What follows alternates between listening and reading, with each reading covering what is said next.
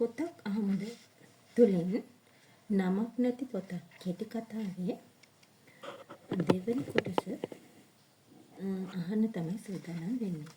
ඉතින් තාමත් ඔයාලා මගේ YouTube channel එක subscribe කරලා නැත්නම් subscribe කරන්න කියලා ඉල්ලීමක් කරන අතරම අපි ආකාශගේ ඉමාජ්ගේ හමුවීම ගැන කතාව අහමු. පසුදින බෙල්ලන්විල ඇවිදින මන්තීරුවේදී ඔවුන් දෙදෙනා මුණ ගැසුණි. ඇගේ කැරලි කේශ කලාපය හිස් මුදුනට වන්නට තබා ගෙඩියක් අසා තිබුණි. සැහැල්ලු ටී-ෂර්ටයකින් හා කමිසයකින් සැරසී සිටි ඇය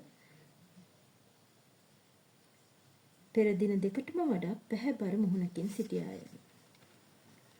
ඉමාජ් තම අතෙහි රැඳි බෑගය ආකර්ෂාගේ දෝතට පත් කළ විට ඇය පුදුමය දුක සතුට සංකලනය වූ හැඟීමකින් බෑගය දෝතටගෙන ලයට තුරුළු කරගත්තාය. මොහොතක් දැස් පියාගෙන දැස් විවර කිරීමෙන් අනතුරුව ලය සැහැල්ලු කරගත් ඇය පියකරු සිනහවෙන් මත ආලෝකමත් කරගත්තාය. ඉමාජ් දන්නේ නැහැනේ මම අනාථයෙක්. අවුරුදු 6 ඉඳලා හැදුණු වැඩුණේ මෙත් සෙවන ළමා නිවාසයේ. මේ පොත ඇතුලේ මම නොදන්න කතාවක් තියෙනවා කියලා මගේ අම්මා කිව්වා. ඒකයි මේ පොත මට වටින්නේ. ඒ පැවසූ ඇය බෑගෙන් එළියට ගත් පොත මේසය මත තබා එහි කළු කවරය තුලට කර සංගවා තිබූ පොතේ පිටු එළියට ගත්තාය. විවර කර තිබූ පොතේ පිටු සුළඟට පෙරළී යන්නට විය. දැන් අනාථයෙක් කිව්වේ?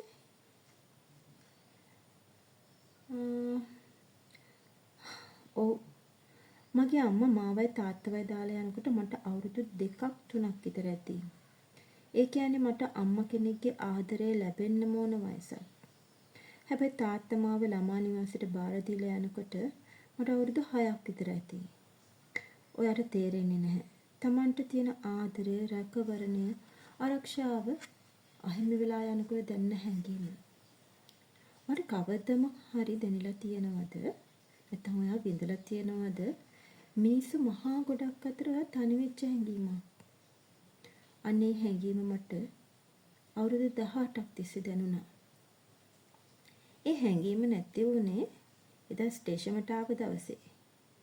අපි මේ ලෝකෙට තනියම ආවා ගියාට මේ ලෝකේ ඉන්න තාක්කල් බැඳීම් කියන මෙම්මෙන් අපේ ජීවිත බැඳෙනවා.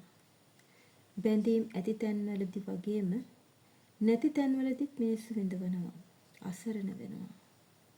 Tamanටම කියලා බැඳීම් නැති මිනිස්සු හරියට රික්තකයක් අස්සේ හිර වෙලා ජීවිතේ ඔහේ ගෙවිලා යන දිල බලාගෙන ඉන්නවා. එදා මම ස්ටේෂන් එකට ආවේ මා මේ ලෝකෙට බිහි කරපු කෙනාව මුණ ගැහෙන්න. ඇය නැවතත් නිහඬ විය. හොන්තරින් නැගී සිටි ඇය සෙමින් ඉදිරියට ගොස් නොපෙනී ගියාය. තවත් මොහොතකින් ඇය අයිස්ක්‍රීම් දෙකක් අත දරාගෙන ලදරියක් මෙන් සිනාසෙමින් දිව ආවාය. ගන්න. ඇය ඉමාජ්ටද ඉන් එකක් පිළිගන්වා සිමෙන්ති බංකුවේ අසුන්ගෙන මේසය මත වැලමිට තබාගෙන නිස්කාන්සුවේ අයිස්ක්‍රීම රස විඳින අයුරු ඉමාජ් බලා සිටියේය.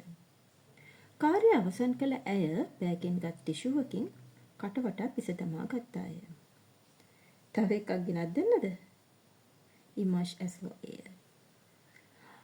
අනේ එපා ඕනම දෙයක් ඕනාවට වඩා ලැබුණමත් අගේ නැති වෙනවා. මම මේ අයිස්ක්‍රීම උප්පරිමයෙන් රස වින්දා. ඉමාජ්ට ගොඩක් ස්තුතියි මම වෙනුවෙන් ආවට. මම මේ අයිස්ක්‍රීම කනකොට හිතුවා ඇත්තටම මට මේ පුත ඕනද කියලා. මට හිතෙනවා මේක මට ඕනේ නැහැ කියලා. එදා ස්ටේෂන් එකට ආවේ අවුරුදු ගානකට පස්සේ මුණ ගැහෙන්න මගේ අම්මට ටිකක් තුරුළු වෙලා යන්න. ඒත් එදත් එන්නේ නැතුව මාව එයා රැවට්ටුවා. එයා වෙනුවට එයාගේ යාළුවෙක් අතේ මේ පොත එවලා. එයාට මාව එච්චරටම නොවටිද්දී ඇයි මට එයාට මගේ ජීවිතේ වටිනම තැනක් දෙන්න කියලා මට හිතුණා. එදා මම බේරගත්ත ටිමීට මම මේ වටිනකම දුන්නා. දැන් මම තනි නැහැ. අවුරුදු 18ක් මට දැනෙච්ච තනිකම පාළුව ටිමීගේ බැඳීමත් එක්ක අතුරුදහන් වුණා. ඇත්තටම දෙමව්පිය භාවය ගැන කිසිම තැකීමක් නැති කිසිම ගෑණියෙක්ට මිනිහෙක්ට දරුවෙක් ලැබෙන්න එපා කියලා විතරයි මම ප්‍රාර්ථනා කරන්නේ. දරුවෙක්ගේ මුළු ලෝකෙම ගොඩ නැගෙන තමන්ගේ අම්මා තාත්තා වටා. ඒ අම්මා තාත්තා ඒ වගක් තේරුම් නොගෙන දරුවන්ගේ ජීවිතات එක්ක සෙල්ලම් කරන එක මහ පාපයක්. මගේ අම්මත් එහෙම පාපකාරියෙක්. ඒ තරමක් වේගවත්ව උස් හඬින් කියමින් පොත බෑගය තුළටම විසිකොට දැමුවාය. ඉමාෂ් නිහඬව සිටියද ඇයගේ කතාව සාවධානයෙන් අසා සිටියේය. අම්මා අපිව දාලා ගියාට පස්සේ අත්තම්මයි අත්තයි තමයි තාත්තවයි මාවයි බලාගත්තේ. ඒ දෙන්නම එකම අවුරුද්දේ අසනීප වෙලා තාත්තවයි මාවයි දාලා ආයි නොඑන්නම ගියා. ඊට පස්සේ තාත්තා තමයි මාව තනියම බලාගත්තේ. මට අවුරුදු 6 විතර තාත්තා ළමා නිවාසයට බාර දීලා ගියාට පස්සේ මාස 6ක් විතර මාව බලන්න මාසෙකට සැරයක් ආවා. ඊට පස්සේ ආයෙ නිකත් නැවතුණා. තාත්තට ලියුකේමියාව හැදෙලා නැති වුණාට පස්සේ තමයි මාව බලන්න ඇවිත් නැත්තේ. අවුරුදු 18න් පස්සේ අපිව ළමා නිවාසෙ තියාගන්නේ නැහැ. පොඩි කාලේ ඉඳලා මගේ ආසාව වුණේ රූපවල ආවර්ණ ශිල්පිනියෙක් වෙන්න. ඒ නිසාම සැලොන් එකක රස්සාවක් හොයාගෙන බෝඩිමකට ගියා. සැලොන් එකේ වැඩ කරන අතරේ ඒ ගැන වැඩිදුරටත් ඉගෙන ගත්තා. එදා ඔය ස්ටේෂන්ට ආපු දවසේ තමයි මම තීරණය කළේ මම මේ රටේ හොඳම රූපලාවන්‍ය ශිල්පිනිය වෙනවා කියලා. මම ඒක කළා. ඒ මාව මේ ලෝකෙට බිහි කරපු ගෑනු කෙනා මම කුණු කෑල්ලක් තරමටවත් ගණන් නොගත්ත නිසා. මම වගේම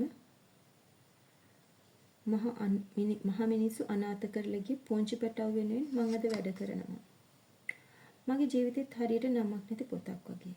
නම දාන්න හිතන හැම පාරම කතාව වෙනස් වෙනවා. ඒ දිග සිසුමක් කියලා නිල් අහස මතින් දැස් නතර කළාය. නැවත ඉමාෂ් ඒ එමතු ඇය ඇගේ දෑතක් ඔහුගේ දෑතින් තැබුවාය. ඔයාට ගොඩක් ස්තුතියි මම වෙනුවෙන් ආවට. මම දැන් යන්නම්. ඒක සුළු දෙයක්. ඔයාගේ අකමැත්තක් නැත්නම් අපි ආයෙත් දවසක මුණ ගැහෙමුද? ඉමාෂ් ඇසුවේ. හිස මතක් ඇලකට සිනහවක් නැගූ ඇය පොත රැඳි බෑගයක්ගෙන ඉදිරියට ඇදී යන දෙස ඉමාෂ් බලා සිටියේය. පාර අයිනක තබා තිබූ කුණු බඳුනකට බෑගය විසිකළ ඇය වේගයෙන් ගොස් නිපුණී ගියාය. ඉමාෂ් වහවහ ගොස් බෑගය නැවතත් තමන් සන්තකයට ගත්තේය. නැවතත් ඔවුන් වාඩි වී සිටි ස්ථානයෙන්ම ඉඳගත් වූ පොත කියවීම ආරම්භ වේය. ඉතින් දෙවනි කොටසින් ඉමාෂ් පොත ගත්තු එක නතර කරනවා. තුන්වෙනි කොටසින් ඉමාෂ් පොත කියවන එක අපි අහමු. ඉතින් ඔයාලත් මගේ නමක් නැති පොතක් කෙටි කතාව අහන්න කැමති නම් ඉදිරියටත් subscribe කරලා තියාගන්න. ඉතින් එතකන් ඔයාලා හැමෝටම සුබ දවසක්.